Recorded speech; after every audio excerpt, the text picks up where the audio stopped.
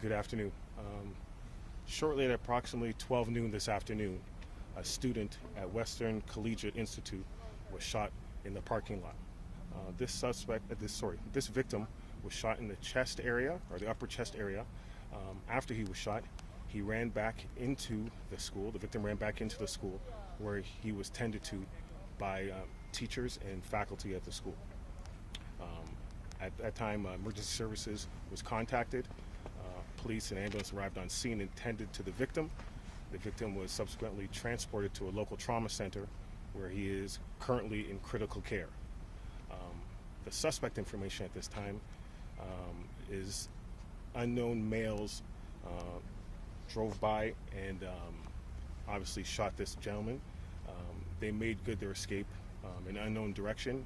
I do not have a description of the suspects or the suspect vehicle. What I can tell you is that our Guns and Gangs unit and 12 Division Major Crime and 12 Division Criminal Investigation unit is on scene, and we're canvassing for witness and video information.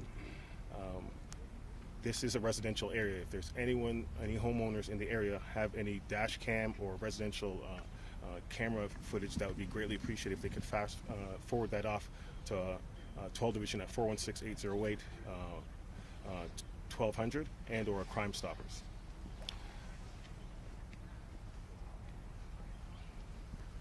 I have the Toronto District School Board Ryan here with me as well, and he will answer any questions in regards to the student at this time.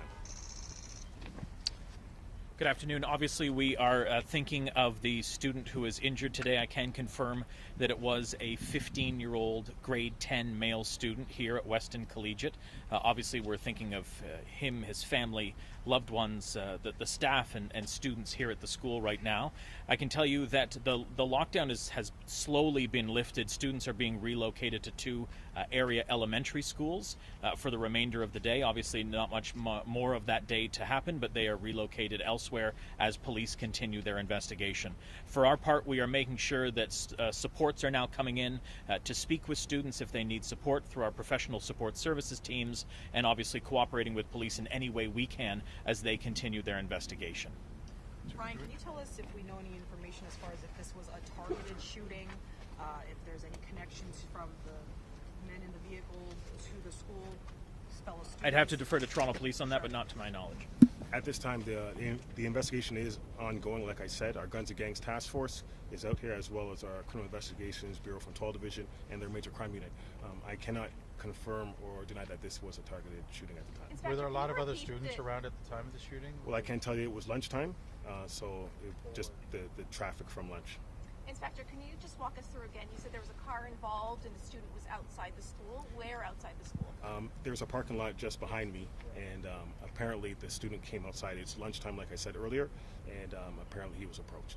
Do we know if there's a connection, if the people that we are looking for are known to the victim? I cannot confirm that at this time. So do you know how many people were in the car? No, I do not. I do not have any suspect information, description, or vehicle information at this time, unfortunately. So just that somebody shot out of the car and... That is correct. Where was the 15-year-old shot? In his upper chest area. How many times was he shot? Because some of the students said they heard 2 gunshots. At this time, I know once. How serious are his injuries? Pardon me? How serious are his injuries? He's at a local trauma center, and right now he's in the critical care unit. Is it life-threatening? Yes, I would say so. Do we know if anyone else was injured? No, there's no one else. Was the student with anyone else? I cannot confirm that at this time. Like I said, it was lunchtime. It was just at noon, so just local traffic, people coming out for lunch. And sorry, did it happen at noon? Was it just at around that time? Sorry, can we ask you to step a little closer to the microphone, please? Thank you. Sorry, I missed the first minute. Can you just repeat what happened here? At approximately around 12 noon this afternoon, a gentleman, the victim, had come outside into the parking lot, and he was approached and shot by unknown suspects and suspects. The victim ran back inside the school. At this time, the faculty and teachers tended to his wounds, and they called emergency services, and then he was taken to a local trauma center. Okay. And he's a grade 10 student. How many, were there other kids that witnessed this, obviously? Pardon me? Other children witnessed this?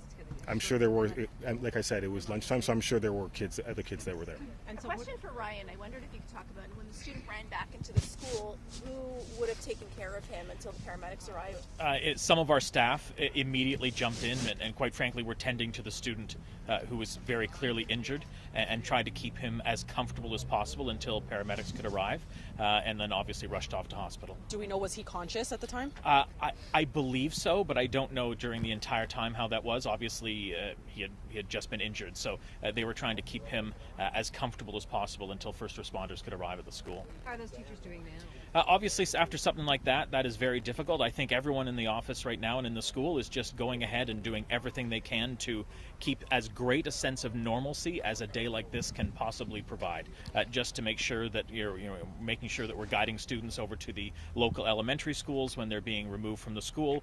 Obviously, just doing everything that we do following one of these incidents. But obviously, after something like this happens, that's got to be tremendously difficult. So we'll be obviously reaching out to make sure that we're providing support not only for the staff directly impacted following the injury, but also to students and staff elsewhere in the school. Ryan, are there cameras in the parking lot where this took place? I know there are a number of cameras inside and outside the school. I don't know in the particular location, but there are cameras at the school. So would you consider this a drive-by shooting? Do we know it, officer? Can you comment on that?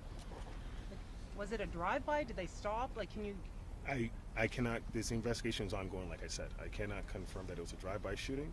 What I can tell you is that they entered the school area where the parking lot is, and that's where the suspect was shot. Oh, the car actually drove into the parking lot. It's right there, right in the court, yes. Those cars, we had heard from another student that they actually turned around and went out through the yard a bit. I can't confirm or deny that at this time. Okay, but the student who was shot went into the school? Yeah, he just ran into the side door right there. And sir, can you talk about the suspect again? Have they been arrested? No, like I said, there is no suspect information. I can't even tell you how many, if nothing at all. He hasn't been able to talk to the victim at all. He hasn't. No, he's at the hospital right now. And you said no vehicle description, Nothing, SUV. not this time. Once I get any of that information, our corporal communications will get in touch with you guys, and you guys will get that information forthwith. And so, are you guys keeping students here now for questioning? Like, what's happening with the kids in the school? Well, I can tell you that largely most of the students have now left the school, again going to 2 area elementary schools as the evacuation sites for this school while the investigation continues. I don't have any specific numbers, but obviously if students are a witness to something, then Toronto Police would be speaking with them along with staff and or members of their family. So students can re-enter now if they need to? No, I think right now they have been relocated to the elementary schools. I don't think right now we're going to be opening it up currently to allow people coming and going because this really is an active police investigation, so we can't have people coming and going from the school right now.